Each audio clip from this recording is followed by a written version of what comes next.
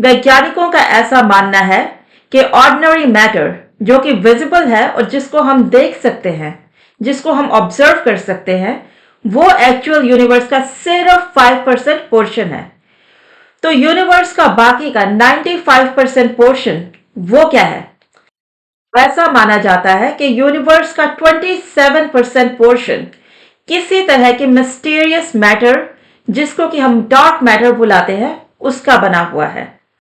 तो हम इसको डायरेक्टली ऑब्जर्व नहीं कर सकते। तो हमें कैसे मालूम कि डार्क मैटर क्या है और कहां पर है?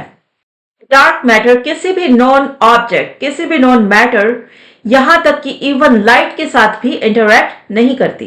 तो आप पूछ सकते हैं कि जब डार्क मैटर किसी भी चीज के साथ इंटरैक्ट नहीं करती, तो हमें कैसे मालूम कि ये इवन एग्जिस्ट भी करती है? हमें मालूम है कि डार्क मैटर एग्जिस्ट करती है क्योंकि हमारे पास इसकी एग्जिस्टेंस का बहुत स्ट्रांग इनडायरेक्ट एविडेंस है। तो होता क्या है कि अगर हम किसी गैलेक्सी से पीछे की तरफ से धरती को आती हुई लाइट को अगर ऑब्जर्व करें, तो हम क्या देखते हैं? Due to the mass in the galaxy, उसके अराउंड का स्पेस टाइम कर्व हो जाता है।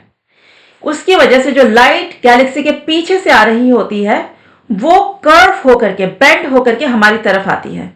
इसको बोलते हैं ग्रेविटेशनल लेंसिंग। बेस्ड ऑन जितना मास उस गैलेक्सी के अंदर है, हम उसके अकॉर्डिंगली ग्रेविटेशनल लेंसिंग जितनी होनी चाहिए उसको कैलकुलेट कर सकते हैं। और ऐसा देखा गया है कि जो एक्चुअल ग्रेविटेशनल लेंसिंग है, वो कैलकुलेटेड ग्रेविटेशनल लेंसिंग से कहीं ज्यादा होती है। उसका मतलब क्या है? वो ये इंडिकेट करता है कि गैलेक्सी के अंदर इनविजिबल मास है, जो कि अपने सराउंडिंग स्पेस टाइम को ज्यादा कर्व कर रहा है। इसलिए उसके पीछे से आती हुई लाइट या उसके इर्द गिर्द से आती हुई लाइट ज्यादा बेंड हो रही है, मतलब उसकी ग्रेविटेशनल लेंसिंग ज्यादा है।